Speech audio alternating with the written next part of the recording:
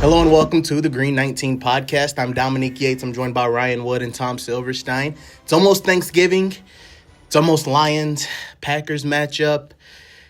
Man, honestly, it doesn't get much better than this. It's a little different than the Packers-Lions matchups of yore that you're familiar to, aren't they? I don't know. I think they've been, well, if you're talking about way back when the Lions weren't any good in the 90s. Yeah, I mean, they had that long winning streak against them. But of late, going into Ford Field's been kind of a crapshoot for them. Sometimes it's turned out okay, and sometimes it's been, devastating. So, I was just thinking back to, was it 22 when Rodgers got the concussion, and then, or maybe it was 21, and Jordan Love had to play. He played.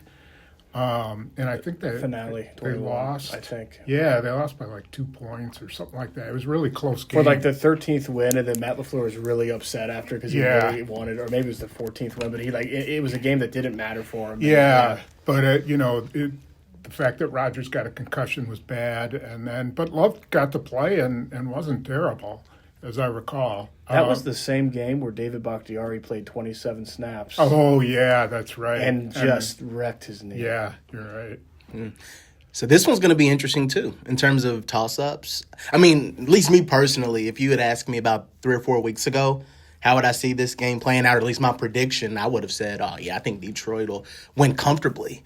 I'm not as confident in that right now in terms of how both of the teams have kind of played at this point over the past couple of weeks. The Lions needed overtime to beat the Giants. The Packers were able to, as we talked about, take the air out of the ball and get through Minnesota. I don't know, Ryan, what are kind of your feelings as you get prepared for this match? 3 weeks ago, the idea that I'd pick the Packers in this game would have been nuts. I would have thought it was crazy.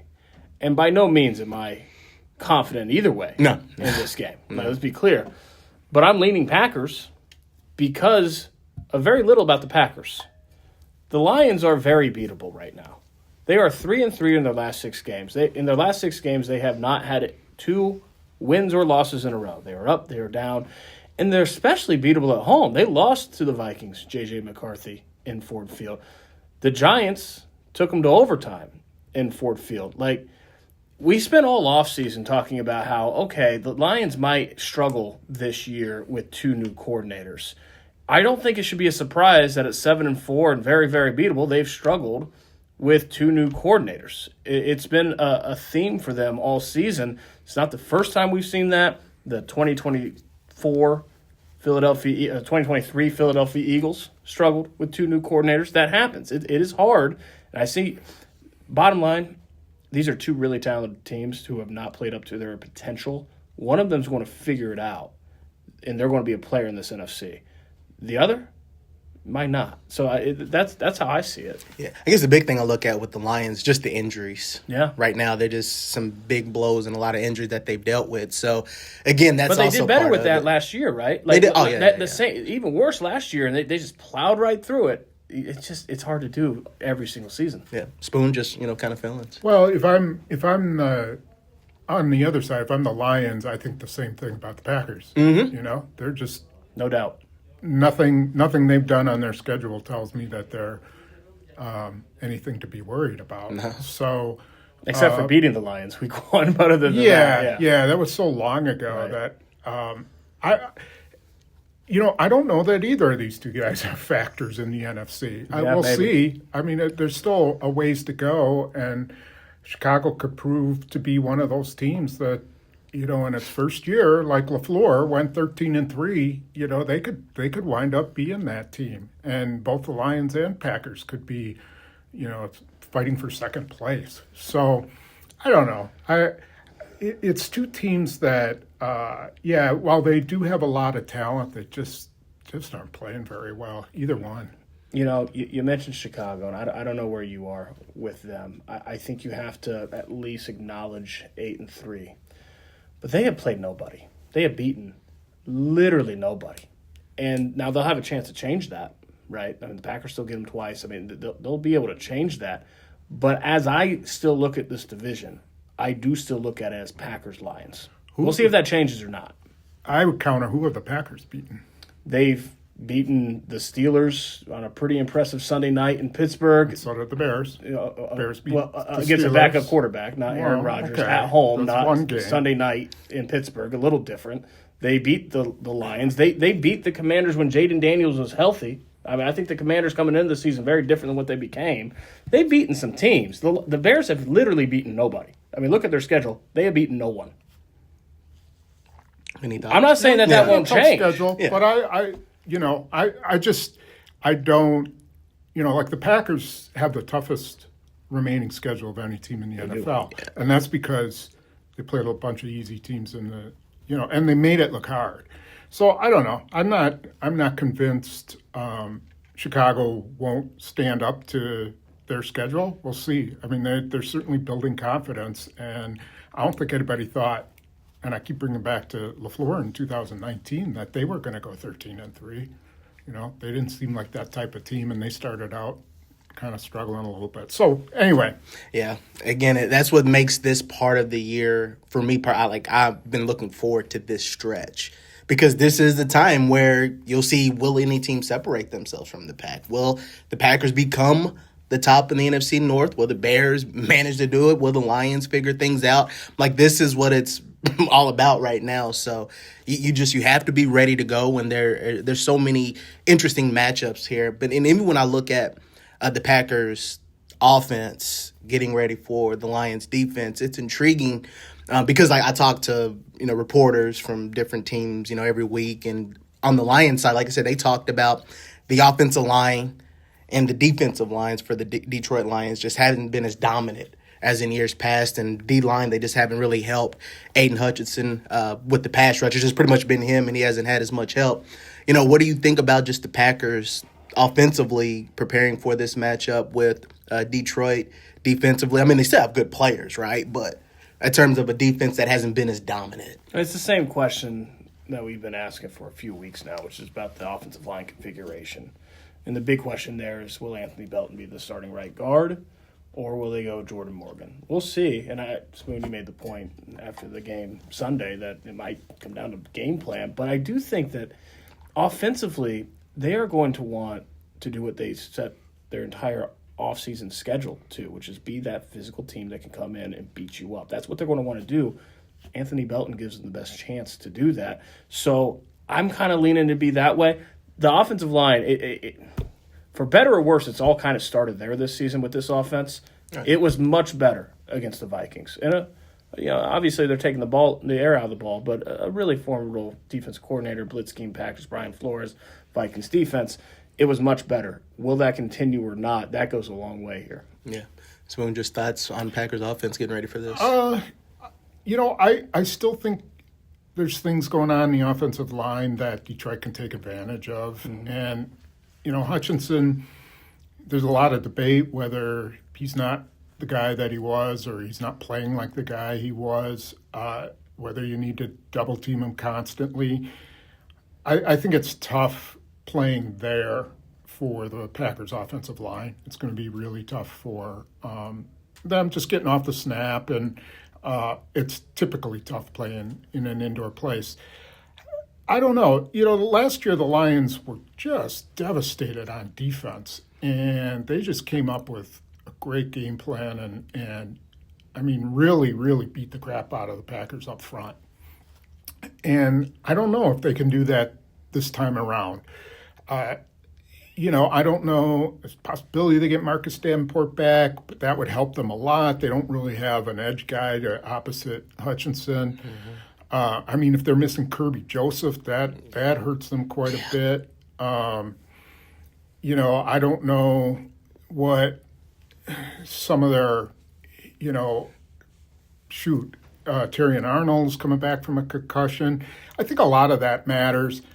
I really don't know what to think about their defense. They will make you work for every yard, but then they gave up some huge plays against the Giants. Yeah. So if they're not getting pass rush, that's when they're in trouble because they're a man-to-man team, and Jordan Love, when you give him time, is way better than when he's pressured. Yeah. Who has the best unit in this matchup? Of what? Lions, Packers, offense, defense, special teams. Who has the best unit?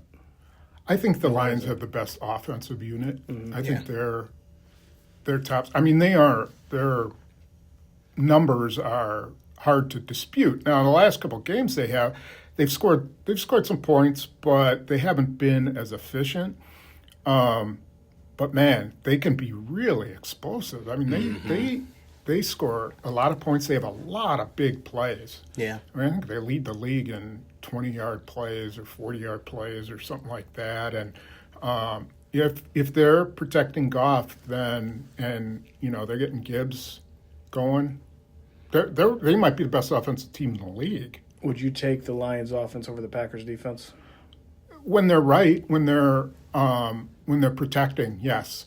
I don't know if they're going to have Graham Glasgow at center. Without him, I mean, even with him, he got kind of knocked around a little bit in that game. If he's not playing, I can see Micah Parsons lining up a lot in the middle. Yeah. And trying to take advantage of that. The interior of their offensive line is their weakness. Mm-hmm. And so the Packers would have to figure out a way to take advantage of that. I think I would take the Packers defense to my question, but that's why I asked it, because I mean, Packers defense, Lions offense, that's going to be what decides this game. And I think I'd take Packers defense. I'm not real sure. I'm really curious to see who wins that matchup. Yeah, that's the I guess the $1 million question with this defense. If you thought the Packers, if going into it, you say, okay, the Packers defense is going to play like it did against Minnesota, tackling well, getting pressure, getting to the quarterback and taking the ball away, all those things, you would feel better, because with the Lions not having Sam Laporta, with the injuries on the offensive line and just how they haven't always produced. Right now, it doesn't seem like the connection between Jared Goff and Amon-Ra St. Brown, it doesn't seem like it's consistently been there from what I've seen. And so I feel like there's still a lot of things that they're figuring out, but Jahmyr Gibbs is still going to be the X factor. If you don't tackle him, if he starts breaking off some runs, because that's been one thing Packers defense, like the run defense hasn't always been there. So I think that really is kind of a big X factor you have to consider. And can the Packers defense duplicate against Jahmyr Gibbs what it did week 1 in Detroit? I don't have the book in front of me. What was it, 7 catches for 30 yards or something like that? Yeah. Can they swarm him and do that again? Because that's really hard to do. They put on a clinic on how to do it. Can they repeat it? I have no idea. It is tough. But the one thing I will say, too, about the Lions offense, and we talked about it with this Packers unit, they've had games this season where, okay, you score 30 points, you score 40 points, you just, have those explosive plays and not look back on a team. The Packers just haven't done that this season. So that's what makes it such, again, an intriguing matchup. What Lions offense will come out ready to go. Yeah, and what I think more importantly, what Packers offense comes out, because the defense and offense matter. So even if the Lions have a better offense than the Packers defense, the Packers offense can play a big role in giving the defense some help, as they did in the Vikings game, which was getting ahead. You get ahead, and the Packers are a really good defense when they're ahead. I don't know. I really think the Packers need to control the game as best they can, control the clock, the Lions played 77 plays. Lions defense had 77 plays. They were on the field. That's significant, the Giants. too. And the Packers defense was on for 30, 44. Yeah. So that is significant. But only if you can control the clock. Only if you can keep their defense on the field. And so, if I'm LaFleur, I wouldn't be hunting the big stuff right away. I'd be trying to get Jacobs going. I'd be trying to see how they're playing off Watson and work that. I'm assuming Jaden Reed's going to play, so there could be some short stuff there. Same with Golden if he plays. Yeah, I would try to control the clock. If the Packers win the toss and you're Matt LaFleur, do you receive? Yes. I think so. I think getting off to a lead, a touchdown lead, 7 points, maybe 10 points, it's so important. I mean, you obviously always want to lead in every game. You never want to play from behind. You're trying to score, and that's obvious. But it's just it's such an important factor because of what the defense then sets up to do. Getting after Jared Goff on a surface we know that Rashawn Gary loves pass rushing on, and obviously Micah Parsons can pass rush anywhere, including the moon. So I would. I think that's really important in this game. You do, is because we haven't seen a lot this season how the Packers defense plays when they have a lead. And I don't know, maybe that opening script for the Packers offense, maybe they figured something out. Granted, they had a big boost because of the PI that Musgrave had, so they were able to, kind of get some good field position there. So we'll see. I think they do need to get the ball first and see what happens. But I am curious because I was thinking about Jayden Reed. I don't necessarily have a question. I am just curious how much they would use him in this game because I think about Christian Watson. When did he come back? Pittsburgh? Yeah. Mm-hmm. And it was, 10 snaps? Which Oh, no, it was a lot more. Or no, it was more than that because they were surprised. 4 targets, 80-some yards. Because they were surprised how many, snaps and targets he had. So it would be I'm interested to see if Jayden Reed comes back, how much they would use him. It's a little different situation, Watson coming back from a knee and Reed, his shoulder. Mm-hmm. I mean, you don't want him taking, too many hits on the shoulder, but he's got a plate in there, and I wouldn't worry about him getting hurt again. Okay, you think that too. I was going to ask if because my temperature on it was that this is different than coming back from a soft tissue injury where you have to ramp them off for fear of re-injuring in a more serious injury. These are bones. So I was curious if you kind of felt the same way where it's different. I do. And I think he's been running for quite a while now, so I don't think that's a factor. I think they can use him. He is the king of motion and runs, horizontally all game long. I mean, that's worth something in their offense to get him involved that way, at least as a target or as a threat or a decoy or something like that. So I expect him to play, but I wouldn't think he's going to play 40 snaps. I don't think he'll play that much. Yeah, but even still, I still think that if he does play, it should be a significant return. It shouldn't be one of those. It's not a groin or a hamstring or a quad that he's returning from. He should be ready to actually play. Yeah, I guess that's the one thing I'm curious about with this group. Not only how healthy will they be in this game, but even if they don't win the game, can you find something offensively that you can use for the rest of the season? Like I said, if you have a healthy Josh Jacobs, I know Jordan Love has the shoulder situation, but he didn't really seem to be bothered by it. But with Jayden Reed, just can you find something in the passing game maybe that you can carry into this game? That's something that I'm definitely going to be monitoring. I mean, if they lose 30-27 or 40-37 or something like that, and they play, they roll up 400 some yards or something like that, I don't think I think that would be a significant performance for them and might bode well for the future. If they continue to play like they're playing offensively, then, I'm not sure. In the big games against the big boys, are they going to be any better?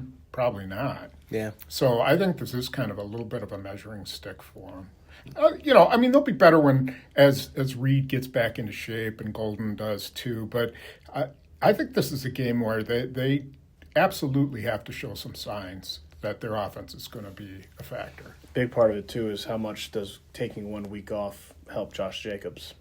Is he ready to be a 20 to 25 carry workhorse on this short week, or is the knee just still really, really a problem? Yeah, and if he does play, do they do that, as you just said, or do they just decide, let's split it with him and Wilson?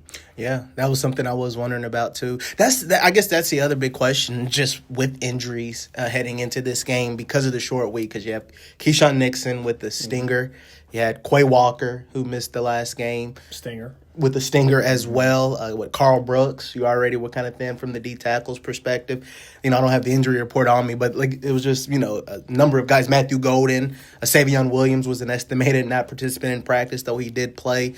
What I mentioned, Lucas Van Ness, I don't think he played a lot of snaps in the Vikings game, and then he was on the injury report. At least the estimated one is not practicing, so I guess, I don't know, when you get to this stretch of games, especially when you had an early bye week, I guess it's just kind of normal for you to almost, in ways, almost limp into some of these games. But it's going to be intriguing how healthy they will be for this game. Their offensive and defensive lines are healthy, and that is huge. So if any part, if you were going to pick two areas other than your quarterback, that would be what you would want, is to have those areas healthy and have some depth there. The Keyshawn Nixon one's going to be interesting. I imagine for him, it comes down a lot to range of motion, right? Especially being able to, with his, whatever the opposite of a catch radius is for a corner, being able to defend that radius. But I also think it's much easier for him to play this week than it was for Quay Walker or a lineman to play with a stinger. I mean, there's not the same physicality on the outside, and that's a pain tolerance, physicality, injury. Can you take a beating for 4 quarters or not? Much less of a beating at corner. So I wouldn't be surprised if this is a game time decision. Matt LaFleur kind of referenced that as far as he's day-to-day, and on a short week that puts him in question for Thursday. But I think that because he is a corner, he has a better chance, and I do also think they very much could use him. They need him on the field. The only question is, I mean, a stinger is a nerve injury, and if that thing is still inflamed and he's got some tingling or something, they're not going to risk it, because that could be a lot worse, I would guess. Yeah. I will say, though, after going back and watching it, I like the way Kamal hadn't played. I thought he was aggressive. I thought he was, when he had 4 tackles in the game. And played the run well. Played off almost the entire game. Yeah. He wasn't tested. He didn't have to wasn't tested. Play Justin Jefferson at all. Yeah. Valentine. Or a quarterback for that matter. Yeah. Yeah. But, you're going to get a physical guy who, if they have to play with them, they have to play with them. That's just part of the what they do. St. Brown's going to line up in the slot mostly, and then it's up to keeping Jamison Williams from burning you. He didn't even have a catch against the Giants, I don't think. Yeah. So that's something that it'll be fascinating to watch, and just seeing how a guy like Javon Bullard, who's played really, really well. We talked to him in the locker room. How will he handle this matchup? And, Evan Williams has some momentum. So, again, this is kind of that time of the year. We did the question of the week. We talked about it on the podcast. This is kind of the last podcast. This is kind of that time where a lot of guys can really step up and make an impact. So, guys, I think we can just get ready for Thanksgiving and get ready for this game. And you are still not a fan of dressing or stuffing, correct? No, that's... Stuffing is of the devil. It's no good. I know that's a very polarizing opinion. I know that I'm going to get a lot of crap and flack for that, but it is awful. Yeah. Awful. My kids love stuffing. I just want you to get a little hate mail for that. So that's all we got to do. Yeah. But in all seriousness, though, any final words, final thoughts as we get ready for this matchup? And, I mean, hey, what else can you say? Yeah, I don't think there's much else to say about it. It's going to determine, for both teams, it's huge. It's a big game for both teams. Yeah, exactly. That's exactly what it is. So we'll get some Thanksgiving food maybe at the press box, and maybe get dinner after. Check out the Motown building in Detroit. More excited for the dinner after than the Ford Field press box food on Thanksgiving, if I'm being honest here. And it's just not. Hopefully they don't run out. I mean, they've had years where they've done that. So hey, they'll have a halftime show this year too. Who is it? Jack White. It is. Is it? Yeah, but I was kind of disappointed because Eminem is the producer of the show. But I'm like, why don't you? Hey, what a collab that would be if he just makes a cameo. So there's a chance he makes a cameo? Could that be pretty sweet? He better. Yeah. He better, because I can get down with some Eminem. At least it'd lose yourself something. I don't know. Give us something for this game. So let's wrap this up. Is that the time you're going to be using the restroom? No. Well, you and I are going to be on going live on the blog. So. That's true. I know. I'm going to have a little background music. Yeah, I mean, if you want me to do it alone, I can. Well, here's the thing. If it's just Jack White, I'll stay on the blog with you. But if I hear, I'm not afraid, see you, Spoon. You're going to get real distracted real quick. If I just hear lose yourself for something, you only get one shot. I'm like, you got this. You can take care of the rest of it. So let's wrap this up before I just go off the rails, because I'd mainly just talk about all the Thanksgiving food and just music. And you make me hungry, man. I know it. Hey, get some lunch. Maybe they'll have a turkey leg for you in the press box. So, guys, thank you as always for all that you do. It's Thanksgiving time, so I'm going to say that I'm thankful for both of you guys. Just you sometimes, Ryan, but right. Spoon you all the time. Right. No, I'm thankful for Spoon. Thank you. No, I love you. We're going to have some fun. But again, we appreciate even the people that check out this podcast each and every week. The hate mail, the love mail. Why do you point to me when you say hate mail? Yeah, right. I'm not a hater.